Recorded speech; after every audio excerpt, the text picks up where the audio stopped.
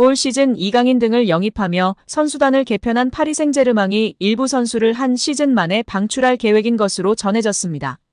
프랑스 매체 풋메르카토는 PSG는 올 시즌 영입한 선수를 이미 쫓아내고 싶어 한다.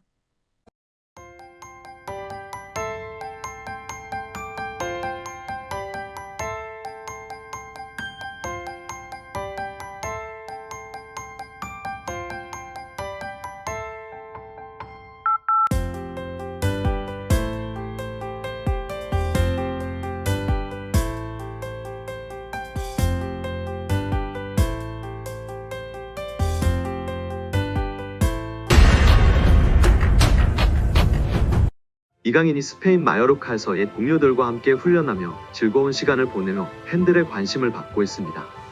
이강인은 자신의 소셜 네트워크 서비스 SNS 계정 스토리 기능을 통해 영상 하나를 게시했습니다. 과거 마요르카에서 함께 호흡을 맞췄던 베다트 무리키가 찍은 영상 속에서 이강인은 훈련 중 쉬는 시간이었는지 검정 민소매 티를 입고 반바지를 사타구니까지 끌어올린 모습이었습니다. 무리키가 자신을 촬영한다는 걸 알아차린 이강인은 주먹을 불끈 쥐어 보였습니다. 옆에서 웨이트 트레이닝 중이던 또 다른 동료 단위 로드리게스는 촬영 중인 무리키를 향해 손가락 욕을 날렸습니다. 세 사람이 마요르카 시절 얼마나 친했는지 알 수 있는 대목입니다. 10살이던 2012년 스페인 명문 발렌시아로 건너간 이강인은 발렌시아 연령별 유스팀을 거치면서 세계적인 유망주들과의 경쟁에서 승리하며 발렌시아에서도 손꼽히는 재능으로 평가받았습니다. 입단 후 꾸준히 폭발적인 성장세를 보였고 2017년 발렌시아 메스타 소속으로 프로 데뷔에 성공했습니다. 2019년도 시즌에는 팀 내 최고 유망주 대우를 받으며 활약했습니다. 시즌 초 헤타페를 상대로 데뷔골을 터뜨린 이강인은 주로 후반 교체 자원으로 활용됐지만 선발 기회도 꾸준히 얻어 총 24경기에 출전했습니다. 2020년도 시즌에는 준주전 선수로 도약했습니다. 리그 24경기 중 16경기를 선발로 출전했습니다. 코파델 레이까지 총 27경기에 출전해 1골 4도움이라는 준수한 성적을 냈습니다.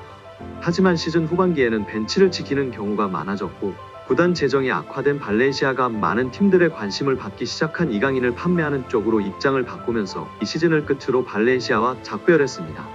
이때 이강인을 받아준 팀이 바로 마요르카였습니다. 첫 시즌이었던 2022년도 시즌에는 동갑내기 절친이자 일본 유망주 구보 다키우사와 치열한 경쟁을 펼쳤으나 점차 주전 경쟁에서 밀려 출전 기회를 잡지 못했습니다. 시즌 후반기 이강인에게는 은사라고 할 수 있는 하비에르 아길레 전 마요르카 감독이 새롭게 부임하면서 입지가 달라졌습니다. 조금씩 출전 기회를 늘려간 이강인은 2022년도 시즌 아길레 감독의 중용을 받고 팀 내 최고 에이스로 활약했습니다. 날카롭고 정확한 패스, 화려한 드리블 능력을 앞세운 이강인은 6골 6도움, 두 자릿수 공격 포인트를 올리며 커리어 하이를 달성했습니다. 공격진에서 단위 로드리게스, 베다트 무리키와 함께 훌륭한 호흡을 보여줬습니다. 세 선수가 지금까지 절친하게 지낼 수 있는 배경입니다. PSG에 이적해서도 이강인의 마요르카를 향한 애정은 여전했는데요. 이강인은 지난해 11월 마요르카에 방문해 마요르카와 카디스의 라리가 경기를 관람한 것으로 알려졌습니다. 시즌이 끝난 후에는 마요르카의 집도 구매하고 몸 만들기에 나설 예정인 것으로 알려졌습니다. 이후 PSG로 복귀해 다가오는 시즌 주전 경쟁에 돌입합니다. PSG는 2024년도 시즌 레알 마드리드로 떠난 킬리안 음바페의 공백을 메워야 하는 과제를 떠안았습니다. 이강인은 PSG의 주전을 넘어 PSG에서 에이스를 꿈꾸고 있습니다.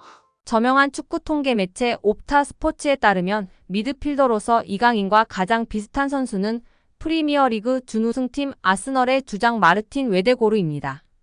70개 국가 및 30종목을 대상으로 하는 글로벌 통계회사 옵타 스포츠가 최근 365일 유럽 5대 리그 및 챔피언스 리그, 유로파리그 자료를 토대로 선정한 비교 대상을 발표하며 팬들의 관심을 받고 있습니다. 아스널은 2023년도 잉글랜드 프리미어리그 준우승을 차지했는데요. 잉글랜드, 이탈리아, 스페인, 독일, 프랑스는 유럽리그 랭킹 빅5입니다. 챔피언스리그는 유럽축구연맹 1등급, 유로파리그는 2등급 클럽 대항전입니다. 이강인은 개인 능력으로 상대쪽 경기장 파이널 서드에 진입한 횟수와 공간 침투로 PSG 동료 전진 패스를 받아낸 빈도 둘 다 유럽 메이저 대회 미드필더 상위 1%에 해당했습니다. 혼자서 위협적인 공격을 펼칠 수 있는 데다가 수비가 헐거운 지점에 대한 공간 지각과 상황 인식, 언제 파고 들어가는 것이 가장 효과적인지에 대한 타이밍 판단, 옆이나 뒤로 향하는 전개보다 리시브가 까다로운 전방으로 나가는 패스를 상대 저지를 뿌리치고 내 볼로 만드는 기술이 월드 클래스라는 얘기입니다. 따라서 이강인이 페널티 박스에서 단독으로 들어간 횟수가 최근 365일 유럽 5대 리그 및 챔피언스 리그 유로파 리그 미드필더 상위 2%라는 어마어마한 결과가 나왔습니다. 파이널 서드 태클 합계 또한 상위 2% 안에 든다는 데이터는 상대 진영부터 적극적으로 수비하려는 마음가짐 부족이 이강인 단점이라는 지적은 이제 현실과 맞지 않다는 것을 알게 해줍니다. 올 시즌 이강인 등을 영입하며 선수단을 개편한 파리 생제르맹이 일부 선수를 한 시즌 만에 방출할 계획인 것으로 전해졌습니다. 프랑스 매체 풋메르카토는 PSG는 올 시즌 영입한 선수를 이미 쫓아내고 싶어 한다. 올 시즌 PSG가 영입한 바르콜라와 에르난데스는 성공적으로 팀에 적응했지만 일부 선수들의 상황은 복잡하다. PSG 경영진은 올 시즌 영입한 선수 중 한 명에 대해 어려운 결정을 내려야 했다고 전했습니다. 이 매체는 루이스 엘리케 감독은 선수단 전체에게 출전 기회를 주고 싶어 한다. 특히 이강인, 베랄도, 바르콜라, 덴벨레, 에르난데스는 많은 출전 기회를 얻었다면서도 반면 무아니, 우가르텟 하무스, 슈크리니아르 같은 일부 선수들은 어려움을 겪었다고 언급했습니다. 특히 슈크리니아르에 대해선 PSG가 이미 강력한 결정을 내렸다. PSG 기술진은 올 시즌 슈크리니아르의 활약에 만족하지 않는다. 허리 부상을 안고 PSG에 합류한 슈크리니아르는 기대만큼의 활약을 펼치지 못했다. PSG는 슈크리니아르의 포지션에서 활약할 새로운 선수를 찾고 있다고 덧붙였습니다. PSG는 올 시즌을 앞두고 메시와 네이마르가 팀을 떠난 가운데 이강인을 포함해 10명이 넘는 선수들을 영입해 선수단을 개편했습니다. 올 시즌 PSG에 합류한 이강인은 꾸준한 활약을 펼치고 있지만 슈크리니아르는 PSG에서 부상 등으로 인해 기대만큼의 활약을 펼치지 못했습니다. 인터밀란의 주장으로 활약하며 2020년도 시즌 리그 우승을 이끌기도 했던 슈크리니아르는 PSG 합류한 후 한 시즌도 되지 않아 유력한 방출 후보로 거론되고 있는 충격적인 소식입니다. 어떻게 보면 이강인 선수는 실력과 잠재력, 스타성을 인정받아 파리 생제르맹의 중요 선수로 평가받고 있는 것에 자부심이 느껴지는 것 같습니다. 여기에 이강인과의 주전 경쟁에서 완전히 패배한 레알 마드리드 출신 마르코 아센시오가 이적을 도모할 예정입니다.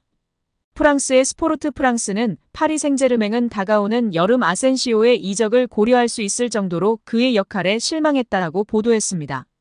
스포르트 프랑스는 2026년에 계약이 종료되는 아센시오의 이적료는 2,500만 유로로 예상된다.